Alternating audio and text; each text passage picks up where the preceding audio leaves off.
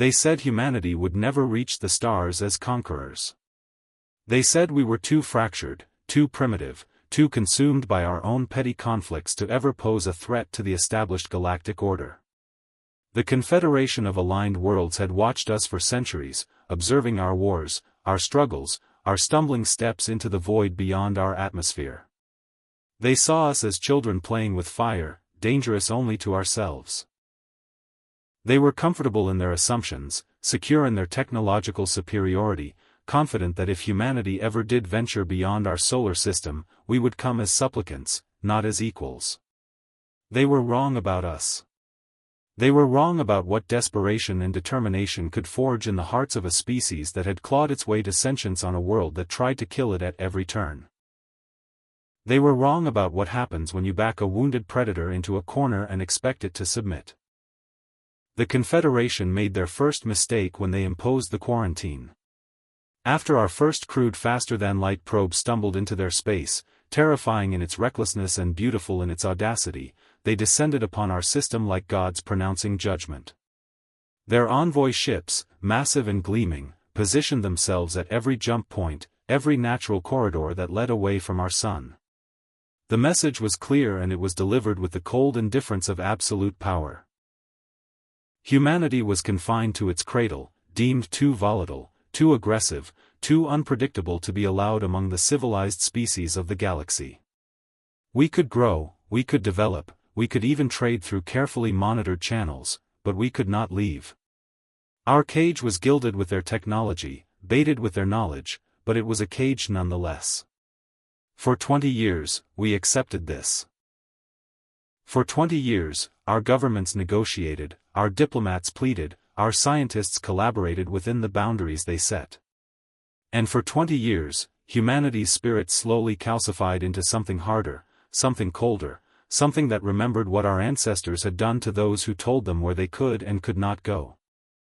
The second mistake came when the Confederation destroyed the colony ship Prometheus.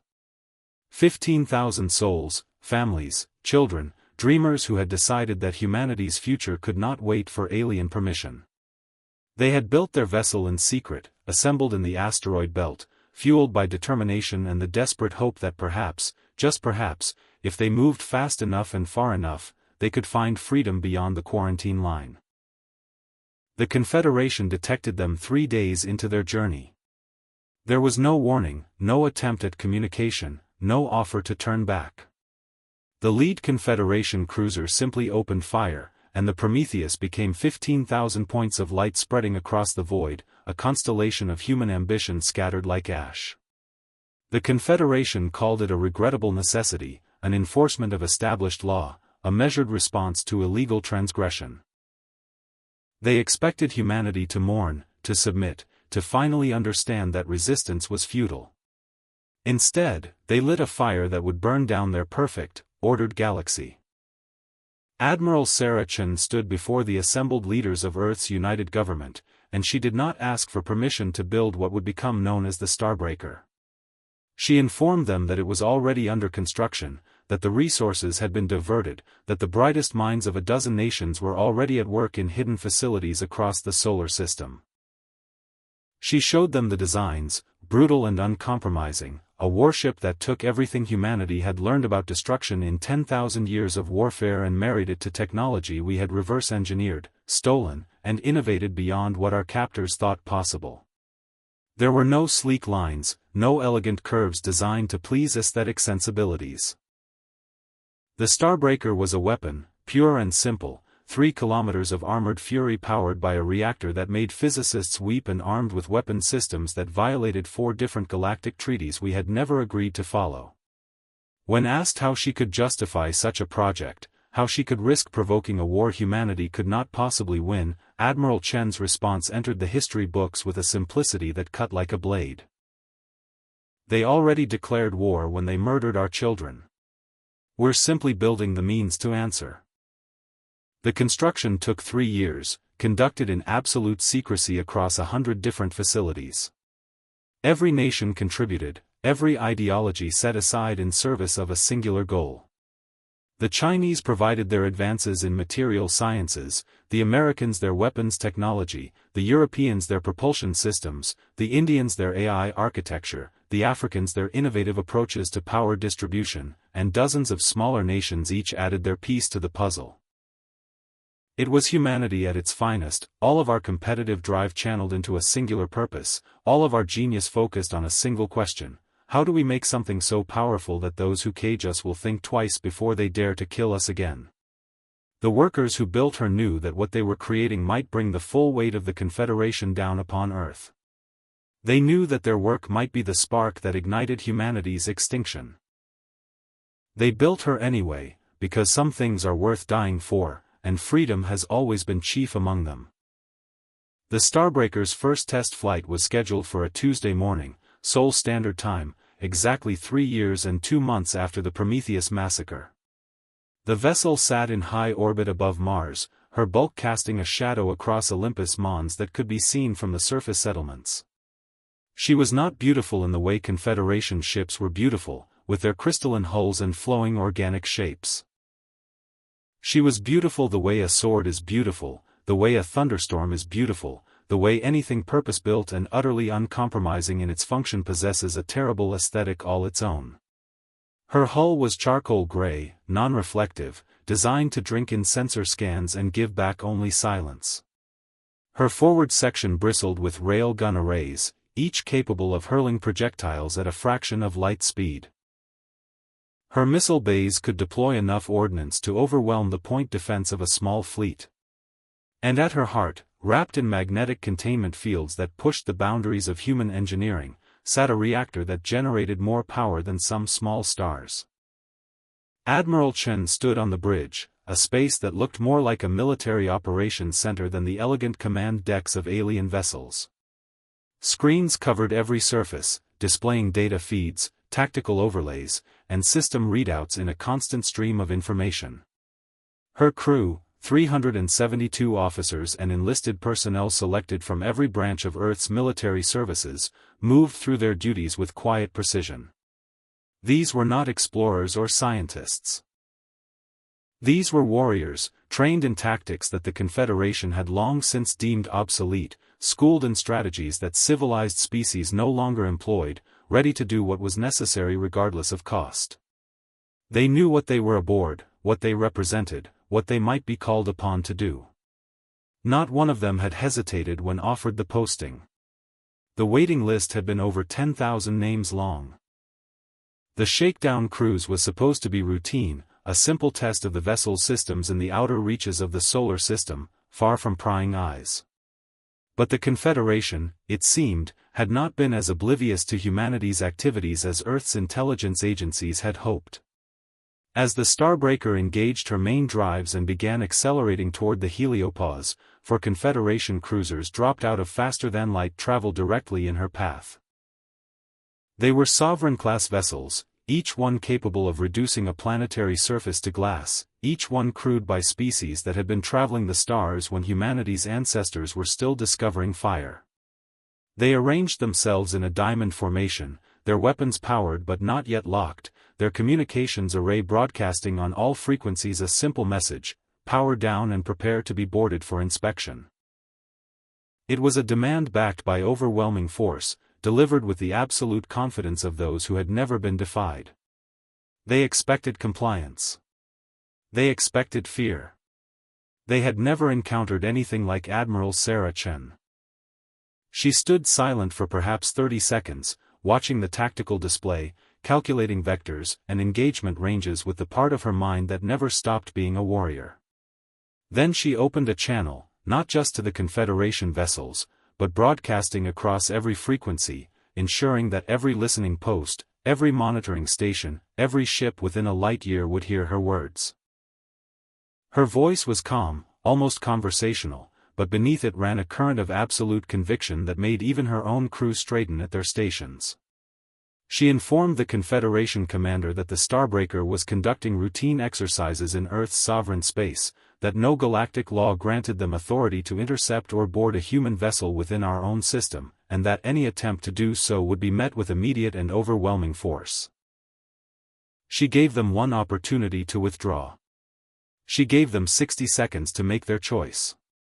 The Confederation commander's response was everything humanity had learned to expect from their captors: condescending, dismissive, absolute in its certainty. He informed Admiral Chen that she was in command of an illegal military vessel, that her very existence violated the terms of Earth's quarantine, that she would surrender immediately or be destroyed. He noted, with what might have been intended as mercy, that he would allow her crew to evacuate to life pods before he reduced the Starbreaker to component atoms. Admiral Chen's response was to give the weapons order. The Starbreaker's main rail gun spoke first, magnetic accelerators launching depleted uranium slugs at velocities that turned them into relativistic kill vehicles. The first Confederation cruiser never had a chance to raise shields. The projectiles, each one massing several tons and traveling at a significant fraction of light speed, punched through the elegant crystalline hull as if it were paper. The ship didn't explode in the dramatic fashion of entertainment holovids. It simply came apart, structural integrity failing catastrophically as kinetic energy converted to heat, and every system simultaneously failed. The second cruiser managed to activate defensive screens, the shimmer of their shields visible for perhaps 3 seconds before the Starbreaker's laser arrays found their emitters and burned them out with surgical precision. Then the rail guns fired again, and the second ship joined the first in becoming an expanding cloud of debris. The remaining 2 Confederation vessels, their commanders apparently blessed with enough survival instinct to override their shock, attempted to return fire while simultaneously spinning up their faster-than-light drives to retreat. They managed to launch 3 fusion missiles and fire their main plasma cannons before the Starbreaker's point defense turned the missiles into brief new stars, and her own plasma weapons carved through the third cruiser's engine section. The fourth vessel actually managed to engage its faster-than-light drive, space-time warping around its hull as it prepared to flee. Admiral Chen gave the order, and the Starbreaker fired her experimental weapons, the systems that had been built based on theories the Confederation thought humanity too primitive to understand. Reality itself seemed to ripple, and the fleeing cruiser tumbled back into normal space, its drive torn apart by forces that should not have been possible for humans to wield. The entire engagement lasted 4 minutes and 37 seconds.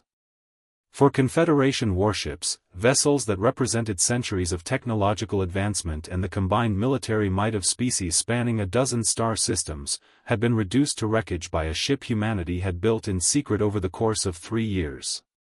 The silence that followed was deafening, broken only by the routine reports of the Starbreaker's crew as they verified system status and assessed damage. There was no damage to report. The Confederation ships had not managed to land a single effective hit. Admiral Chen ordered the sensor data compiled, copied, and transmitted to every major government on Earth, every news network, every communications satellite. Within an hour, humanity knew what had happened in the outer reaches of their solar system. Within 2 hours, the Confederation knew as well, and their perfect, ordered galaxy began to crack. The response from the Confederation High Council was delivered personally by their Supreme Arbiter, a being whose species had been maintaining galactic peace for over 50,000 years. He appeared on every screen across Earth, his form shimmering with the holographic technology that allowed instantaneous communication across light years, and he spoke with a gravity that suggested he understood that something fundamental had shifted. He offered humanity a choice, presented in language carefully crafted to avoid ultimatums while making the consequences absolutely clear. Earth could stand down, submit the Starbreaker and her crew for judgment under galactic law, accept enhanced monitoring and restrictions, and avoid what he termed regrettable escalation. Or Earth could continue its current course, be declared a rogue species, and face the full military response of the Confederation's combined fleets. He gave humanity 72 hours to decide. He stated, with what might have been genuine sadness in his alien features, that he hoped Earth would choose wisdom over pride. He had no understanding of what he was asking humanity to surrender. Those 72 hours became a crucible in which humanity's character was tested and proven. There were voices calling for capitulation, politicians, and leaders who argued that survival outweighed dignity, that accepting the Confederation's terms was preferable to extinction. They showed projections of what a full Confederation assault would mean. Orbital bombardment, targeted strikes on population centers, the reduction of human civilization to a pre-industrial state if Earth was lucky, complete annihilation if it was not. They spoke passionately about responsibility, about the billions of lives that hung in the balance, about the moral duty to choose existence over pride. They were shouted down in parliaments, overruled in emergency sessions, and in some cases simply ignored by populations that had already made their choice. Humanity had spent too long being told what we could and could not do, too long accepting restrictions on our dreams, too long watching our children die because we obeyed rules we never agreed to follow. The vote, when it came, was not universal but it was overwhelming. Earth would not surrender. Earth would not submit.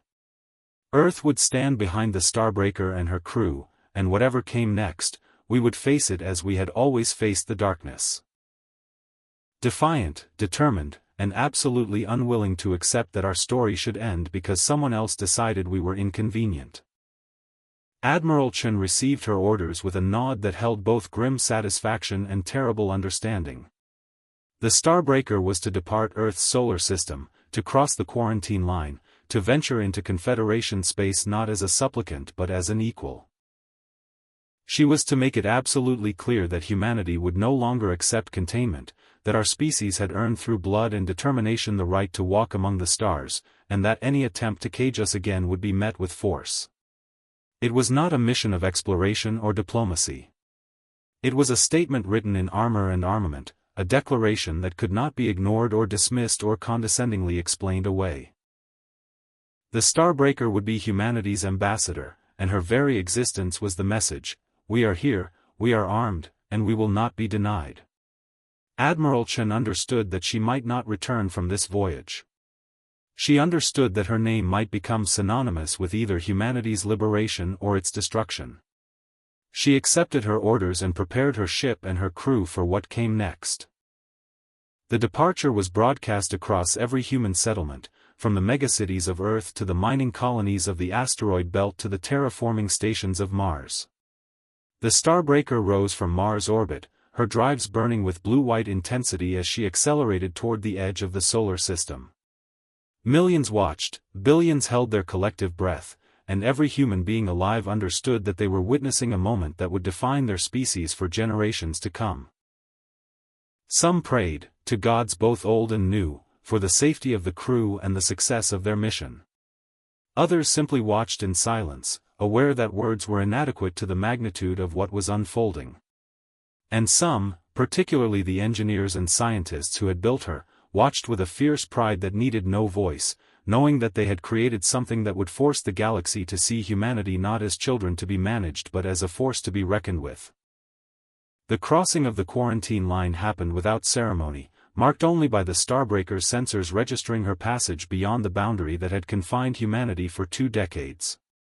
There was no barrier, no physical impediment, simply a point in space that the Confederation had declared forbidden. The Starbreaker crossed it at 70% of light speed, her hull shimmering with the relativistic effects of her passage, and Admiral Chen broadcast a simple message to every Confederation listening post within range: humanity is no longer accepting applications for our jailers. If you wish to speak with us, you will do so as equals. If you wish to fight us, we will accommodate you. The choice, as it always should have been, is yours to make. Then she ordered her communications officer to close the channel, her navigator to plot a course for the nearest major Confederation station, and her weapons officer to remain at combat readiness. The die was cast, the choice was made, and whatever came next would determine whether humanity took its place among the stars or burned in defiance of those who would deny us. The Confederation's response came not with words but with warships. Admiral Chen watched the tactical display fill with red markers representing enemy contacts and felt something settle in her chest, a calm that came from knowing that the moment she had prepared for had finally arrived.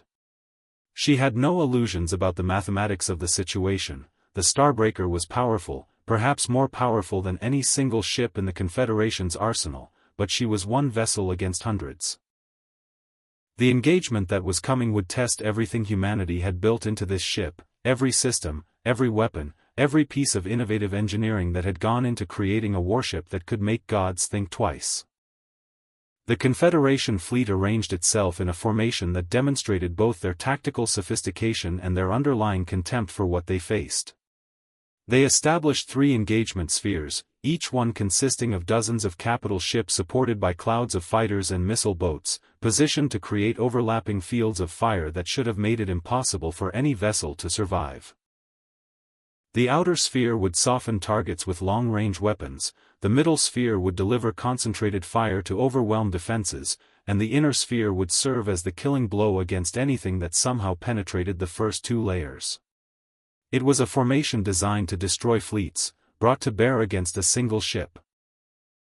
The Confederation commander, a Thraxian admiral whose species had been waging war since before humans discovered agriculture, broadcast an offer on all frequencies. Admiral Chen could surrender, stand trial, accept punishment for herself while her crew received clemency. He gave her 10 minutes to respond. He honestly seemed to believe she might accept. Admiral Chen spent those 10 minutes reviewing systems, confirming readiness, and speaking briefly with each of her department heads. She told her chief engineer that she trusted him to keep the ship running regardless of what damage they took. She told her weapons officer to fire at his discretion and not to hold anything back. She told her navigator to keep them moving, never stationary, always accelerating or decelerating or changing vector because a stationary target was a dead target. And she told her executive officer, a quiet woman from Brazil who had served in 3 different Earth militaries before joining the Starbreaker program, that if something happened to her, the mission remained the same: make the Confederation understand that humanity would not yield. Then, as the 10-minute mark approached, she opened a response channel not to the Confederation commander but broadcasting to every ship, every station, every listening post within light years. She told them that humanity did not recognize their authority to judge us, that we had committed no crime except the pursuit of our own freedom, and that if they wanted to stop the Starbreaker, they would have to destroy her. She ended with words that would be quoted in history books and carved on monuments and whispered by children who dreamed of stars: "We are humanity, we do not kneel, and we will not be caged. If you want our submission, come and take it." The Confederation fleet opened fire first, their long-range weapons lighting up the darkness with beams of coherent energy and streams of missiles that tracked on the Starbreaker's signature. Admiral Chen gave the order and the Starbreaker accelerated, her drives pushing to 90% of maximum capacity as she drove straight toward the outer engagement sphere. The tactical doctrine was insane by Confederation standards, all of their simulations and military theory suggesting that a lone ship faced with overwhelming odds should attempt to disengage or at minimum try to defeat the enemy in detail, picking off isolated vessels rather than charging into the teeth of concentrated firepower. But Admiral Chen understood something about human warfare that the Confederation had never learned. Sometimes the most aggressive move is the most survivable, because it's the one thing your enemy doesn't expect and can't prepare for. The Starbreaker dove into the outer sphere like a knife into flesh, her point defense systems screaming to life as they swatted aside missiles and deflected energy beams with counter-fire. Her own weapons opened up, rail guns and lasers and plasma cannons finding targets with a precision that shocked Confederation fleet commanders. Ships died, their hulls torn open or their reactors destabilizing, and the perfect formation began to deform as vessels moved to avoid the debris of their destroyed comrades. Through the outer sphere and into the middle, and here the Starbreaker took her first real damage. A plasma lance caught her port side, burning through armor and vaporizing one of her secondary sensor arrays.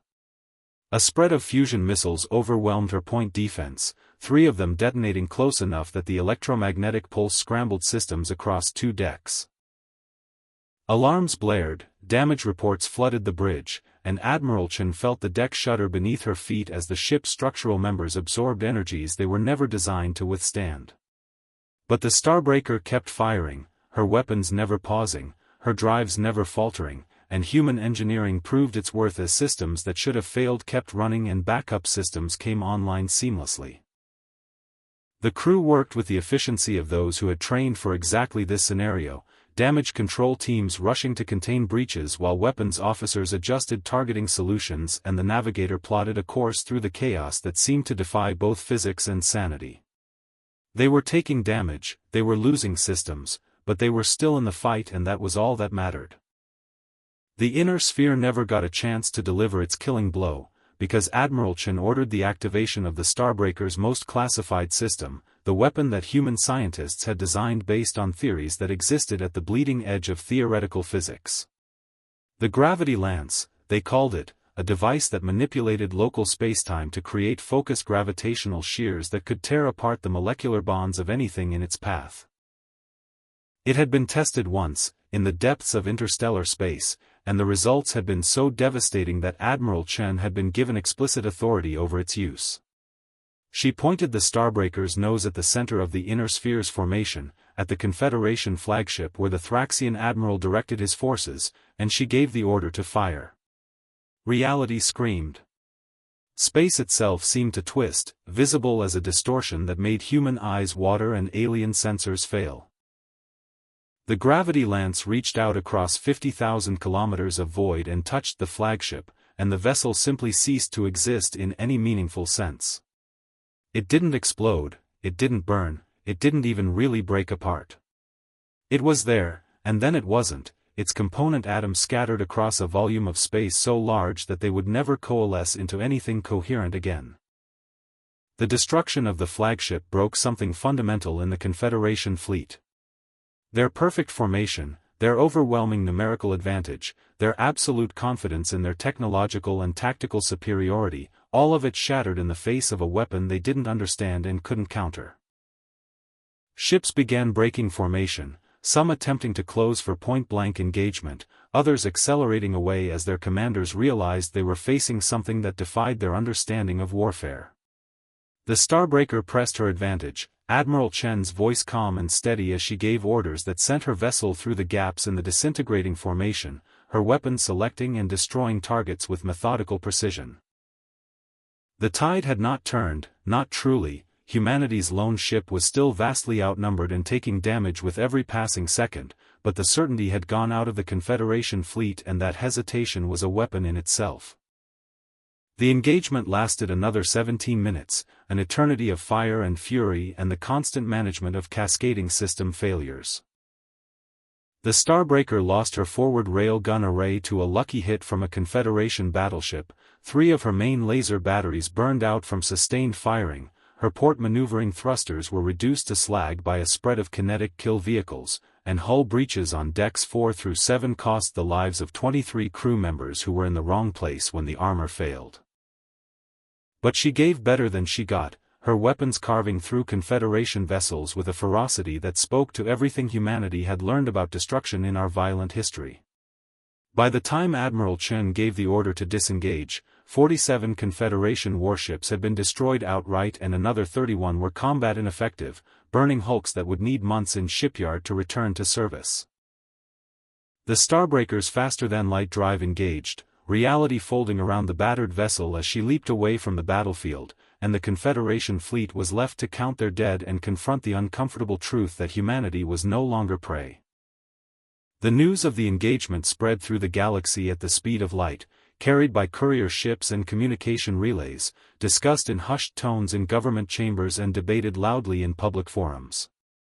The Confederation had never been defeated in living memory, their technological superiority so absolute that most conflicts ended with simple displays of force rather than actual combat.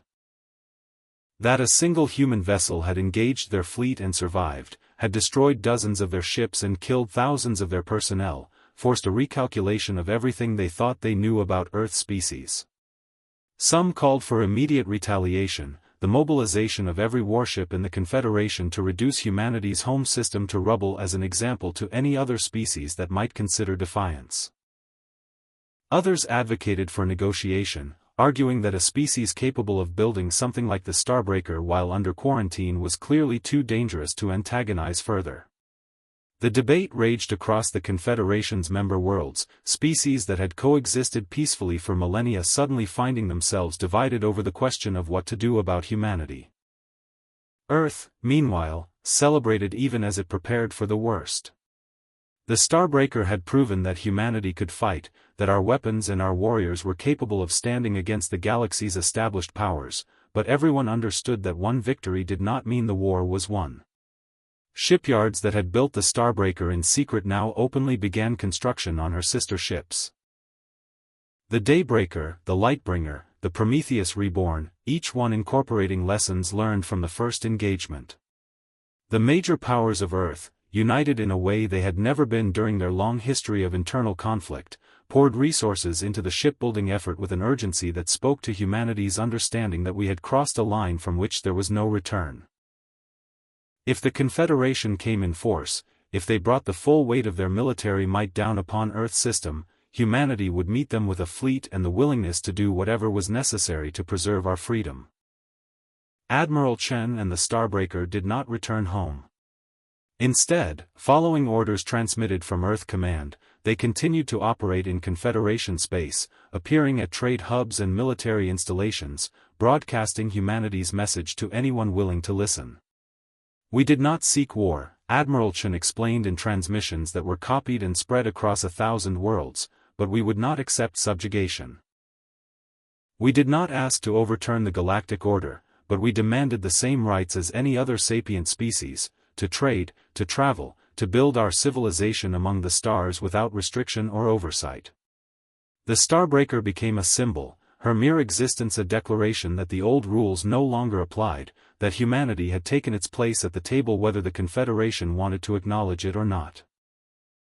And slowly, grudgingly, in negotiations that took months and were fraught with setbacks and recriminations, the Confederation began to accept reality.